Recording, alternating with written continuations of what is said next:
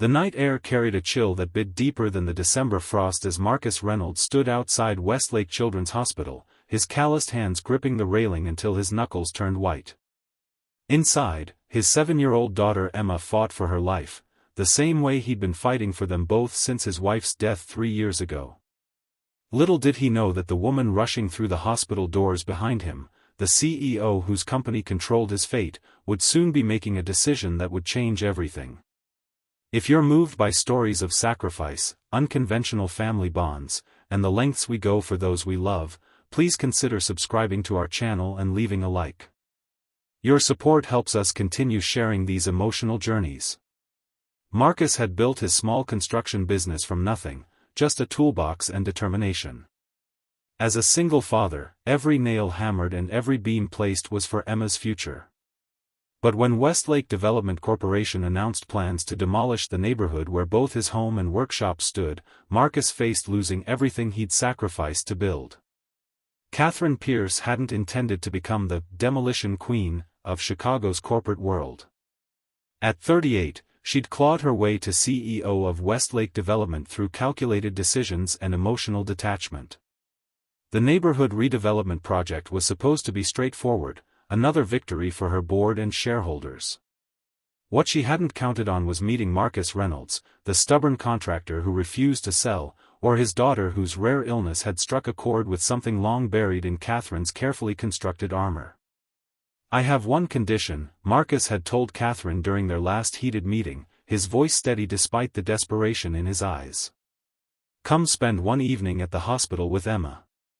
See who your project is really displacing. Then make your decision." Katherine had agreed, thinking it a simple negotiation tactic. She'd make an appearance, offer sympathetic platitudes, then proceed with business as planned. After all, sentiment had no place in progress. But Emma Reynolds wasn't just another obstacle.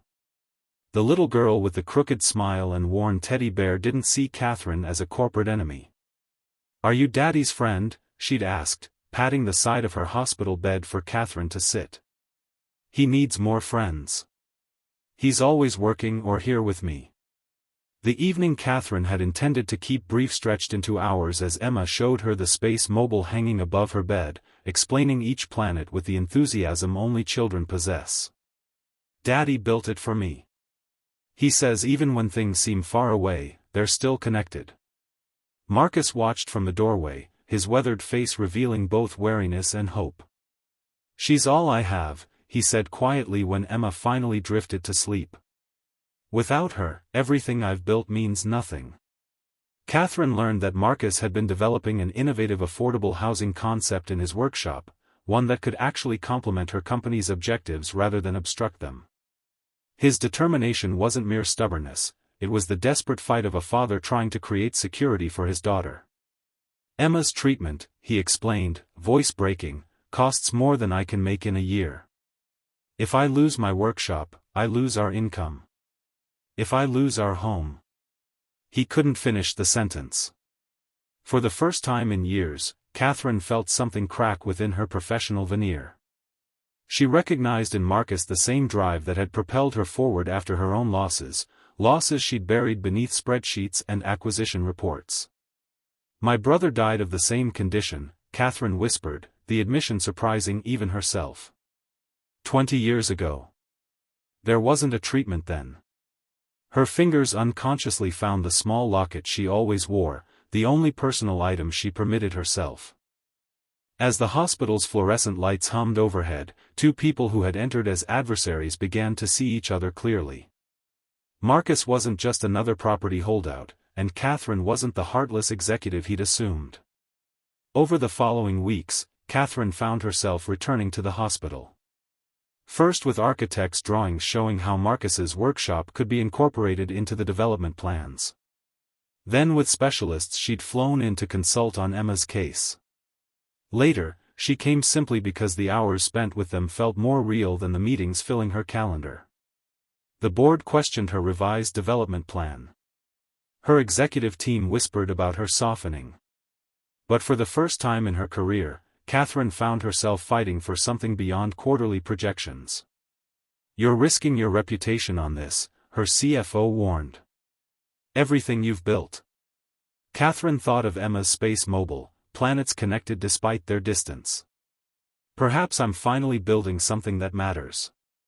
Marcus struggled with accepting help from the woman he'd once viewed as his enemy. Pride and necessity warred within him as Katherine's resources opened doors for Emma's treatment that had previously seemed locked. I don't want charity, he insisted one evening as they sat in the hospital cafeteria, both exhausted from Emma's latest procedure. It's not charity, Katherine replied, stirring her untouched coffee. It's investment in potential. Yours and Emma's. When Emma's condition stabilized enough for her to leave the hospital, Katherine helped Marcus implement his housing design into the development project. His innovative approach to affordable, sustainable living became the cornerstone of a new community initiative that brought positive press to Westlake development. But it was the evening spent at Marcus and Emma's modest home that truly transformed Katherine. Board meetings and shareholder calls no longer defined her days. Instead, she found herself looking forward to Emma's science homework questions and Marcus's quiet conversation on the porch after Emma was asleep. You never told me why, Marcus said one night as they watched stars appear above the neighborhood that now had a future. Why you changed everything for us. Katherine touched her locket, finally opening it to reveal the faded photo of a young boy. Because some things are worth more than what we build with our hands. They're what build us. She hesitated. When my brother died, I thought success would fill the emptiness. It didn't. But being here, with Emma, with you, somehow does. Their journey wasn't without setbacks. Emma's health took a frightening turn that autumn, sending them back to the hospital for weeks. The development project faced zoning complications. Katherine's board threatened to remove her when she prioritized the community housing element over more profitable options. Through it all, the unlikely bond between them strengthened. Marcus learned to accept help without sacrificing his independence. Katherine discovered that vulnerability wasn't weakness but its own kind of strength. And Emma, resilient despite her challenges, became the bridge between two worlds that might never have connected. By the following spring, when Emma's doctors finally pronounced her in remission, the neighborhood had begun its transformation.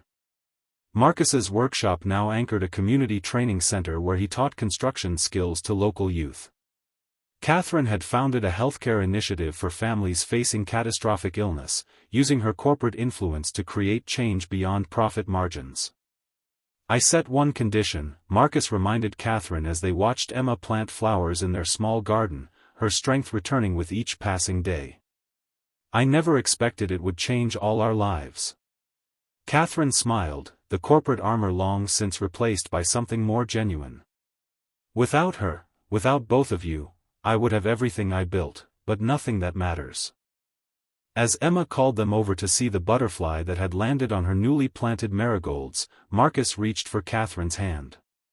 What had begun as a desperate condition had somehow given all three of them what they truly needed, not just a home or a business, but a family built on understanding, support, and love that no development project could ever demolish. The whispers that had once been broken by grief and isolation had grown into voices of strength, proving that sometimes what we think we're fighting to save isn't what ultimately saves us. Remember that in life's greatest challenges often lie our greatest opportunities for connection. Thank you for joining us for this story of unexpected family and the courage to rebuild. If it touched your heart, please share it with someone who might need its message today.